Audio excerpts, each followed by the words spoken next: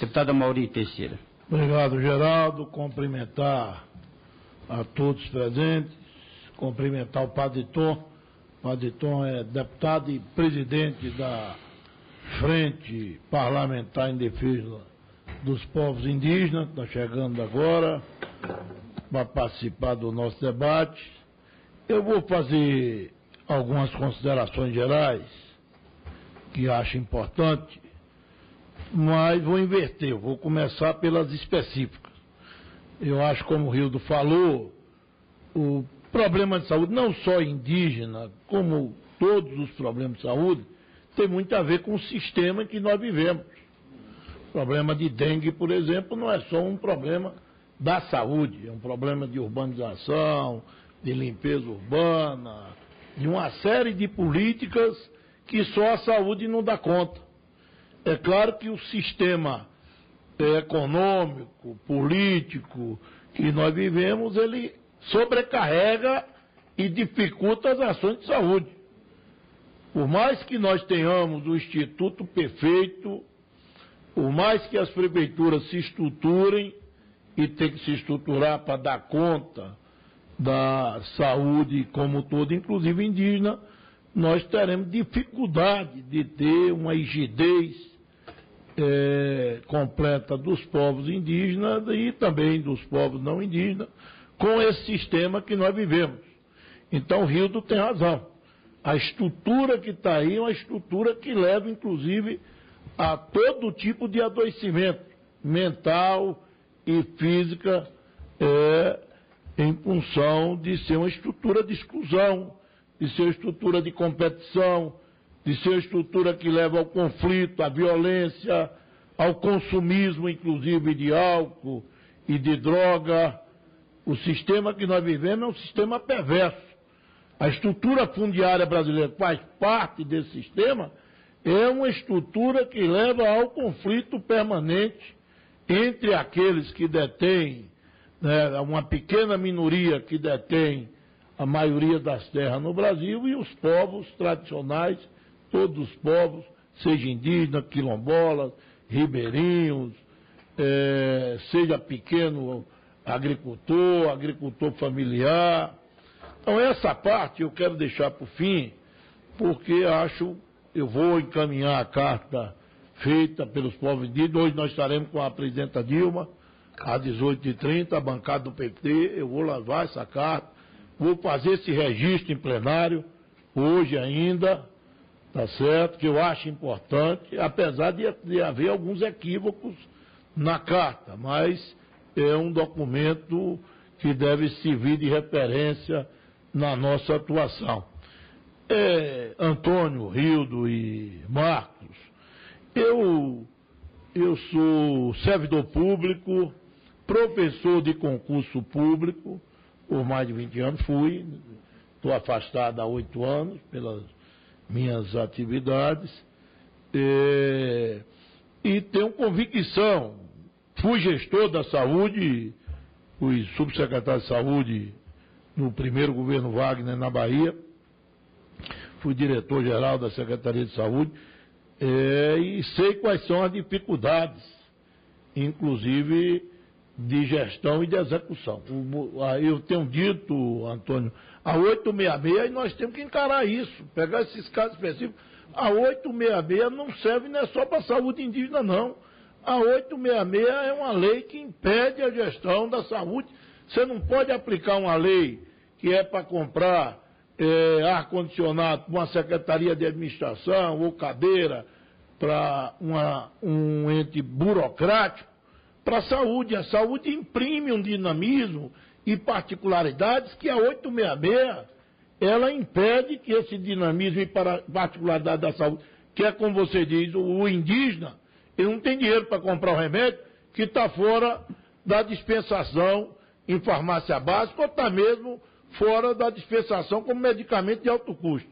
E aí, o gestor vai comprar? Se comprar, o Ministério Público vai questioná-lo, tá certo? Vai ter uma ação, a oposição vai dizer que comprou sem licitação, vai responder um processo e você fica amarrado em uma lei que inclusive não coíbe. Eu acho que a licitação hoje faz mais sentido licitar para nenhuma tipo de gestão, muito menos para a saúde, licitar como nós licitamos hoje. A 866 é uma lei que permite o conluio. Hoje você poderia abrir um sistema totalmente transparente para que os vendedores, os agentes econômicos ofertassem, tá certo, previamente, e se eles não ofertar, se o mercado ofertar mais barato que ele, você comprar direto no mercado, para que você realmente tivesse a chance de adquirir com qualidade e também com preço. Então a 866 ela não serve, assim como o regime jurídico único não serve para atender a particularidades na área de saúde, principalmente na área indígena. Mas eu acho que nós temos que buscar algumas saídas é muito difícil nós mudarmos o arcabouço jurídico. Eu fiquei de fazer uma PEC específica, e se fizermos uma PEC, Geraldo vai ficar aqui, eu acho que ele tem que pensar, nós sabemos da dificuldade de aprovar uma PEC, nós sabemos da possibilidade de questionamento jurídico, de inconstitucionalidade, inclusive, mas eu fiquei esses 4 anos tentando encontrar saída para que nós normatizássemos questões específicas, principalmente da saúde indígena, distinto do que está aí, inclusive, no plano constitucional. Mas não existindo essa normatização, eu acho que nós temos que buscar solução. Tá certo? Os conteúdos de um concurso, o conteúdo de um concurso para essas áreas não podem ser conteúdos de concurseiro. Né? Não pode ser português, direito constitucional, direito administrativo, não. Tem que ser conteúdos, inclusive, que não pode ser apropriado por aqueles que nós não sabemos que não vão trabalhar com a população indígena contente, nós sabemos disso.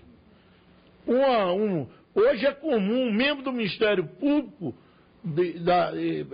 lotado em Jacobina, que é a minha cidade, ser paulista e querer fechar a feira.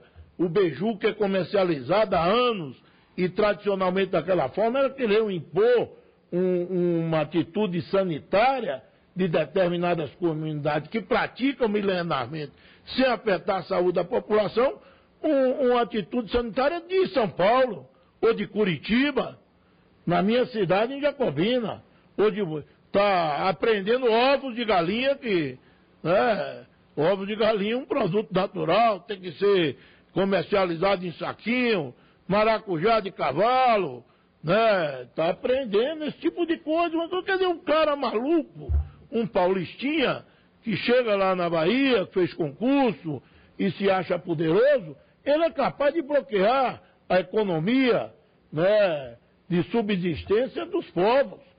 A mesma coisa para o concurso, a mesma coisa para a saúde desse povo. Então, o conteúdo, eu não posso levar um menino branco, um menino que está querendo ter um emprego público, para praticar, ser servidor da área de saúde. Não vai dar certo. Não vai dar certo, ele vai pressionar para ser transferido, ele já vai chegar lá querendo ser transferido para o Ministério da Saúde, para os órgãos centrais, e vai estar o tempo todo insatisfeito e não vai estar dedicado, não dá certo. Então tem que ser um conteúdo que valorize a cultura indígena, valorize o conhecimento indígena e de difícil apropriação pelos meios formais. Tem que ser, inclusive, conteúdo de apropriação pelos costumes, para você excluir propositalmente determinadas categorias de pessoas que eu tenho insistido também para nós criarmos a Universidade dos Povos Indígenas. Eu fiz requerimento sugerindo 2 universidades dos povos indígenas, uma na Amazonas, evidentemente, por ser a maior, e outra na Bahia, né, por ser meu estado. E a Bahia tem justificativa, ser o estado originário, todos nós, e tem uma população significativa. Mas nós devemos criar uma universidade para que, inclusive, formemos universidade específica, com currículo específico, para que formemos mão de obra para atuar nessas áreas. Deputado presidente, mesmo com a generosidade hoje, eu vou tentar. Eu gostaria que você fosse mais conciso. Geraldo, vou. E para que a Até gente porque pudesse a gente fazer só o tem debate. 2 deputados. Eu vou tentar, Geraldo. Eu acho que tem algumas coisas que a gente tem que tratar. Além da universidade, e até estruturar a universidade que eu acho necessário, nós temos que ter. Nós saímos aí, eu queria, Antônio, que você especificasse qual foi o impacto real na saúde indígena dos mais médicos, né? Essa alocação de mão de obra médica através do mais médico nas comunidades indígenas. Qual é o impacto disso, concreto e real, né? E pegando essa questão também do mais médico, que não é só trazer médico estrangeiro para assistir a população brasileira. Nós abrimos vagas, nós criamos novas universidades, nós precisamos criar também cotas específicas na Faculdade de Medicina para as comunidades indígenas, para formar na Faculdade de Enfermagem para a comunidade indígena. Tem que ter cota específica, voltada enquanto nós não tivermos a universidade também. Tá certo? E nós vimos aqui, Geraldo, a mortalidade infantil no Brasil, nós cumprimos a meta em relação à mortalidade infantil, mas a mortalidade infantil, materno-infantil, no Brasil, ela vem decrescendo.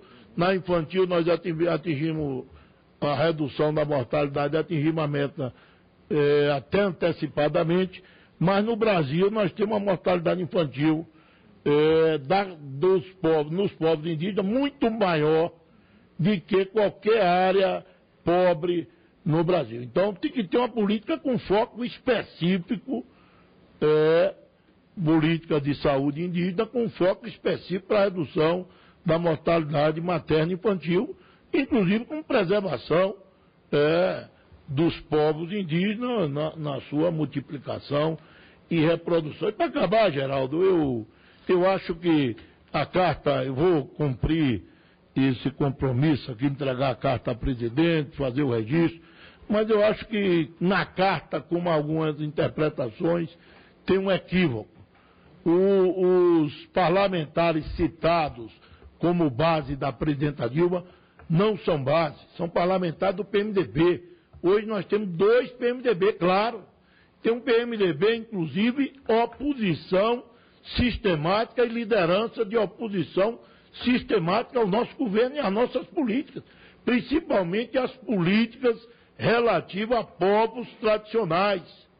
O senhor Luiz Carlos Reis, o senhor Alceu Moreira não são base da presidenta Dilma, ele faz uma oposição aberta e sistemática a todas as políticas do governo. Dilma, no Rio Grande do Sul, fizeram campanha contra Dilma e contra Tasso. Então não são base do governo.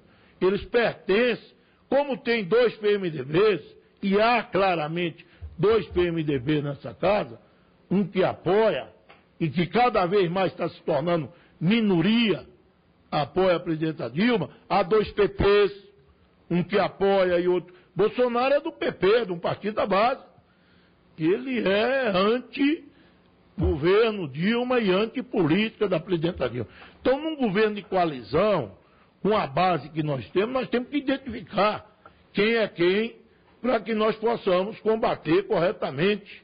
Esses 2 deputados foram os deputados mais votados no Rio Grande do Sul, porque usaram de forma fascista o escudo anti-indígena, anti-quilombola, né, para conquistar esses votos, inclusive. O senhor Luiz Carlos Reis, né, o mesmo preconceito que o tempo todo eles destilaram contra os indígenas aqui, estão sendo destilados agora contra os nordestinos. São os mesmos que discriminam os indígenas, os quilombolas, os nordestinos, os pobres como um todo, porque são parte da elite branca que querem se apropriar de todas as riquezas e acha que a riqueza desse país não pode ser compartilhada como nós achamos que deve ser. E a terra é o símbolo principal da riqueza no Brasil, desde a colonização, e eles não querem compartilhar com aqueles que eram verdadeiros donos dela, historicamente falando. Um dia que eu disse aqui que, na verdade, e ele disse que não existia grilagem. A maioria são grileiros, sim, a maioria no Brasil são grileiros, tem posse indevida da terra, são títulos manipulados, falsificados, não são grileiros agora, mas seus avós foram grileiros, seus bisavós foram grileiros, tá certo? Seu tataravó, no dia que eu disse isso, como eles dizem aqui, jocosamente, os antropólogos fumam maconha num desrespeito permanente que ele tem em relação a esse propósito. É comum os caras chegarem no microfone e dizer, porque os antropólogos fumam maconha e aí numa viagem louca decide que aquilo é terra tradicionalmente indígena.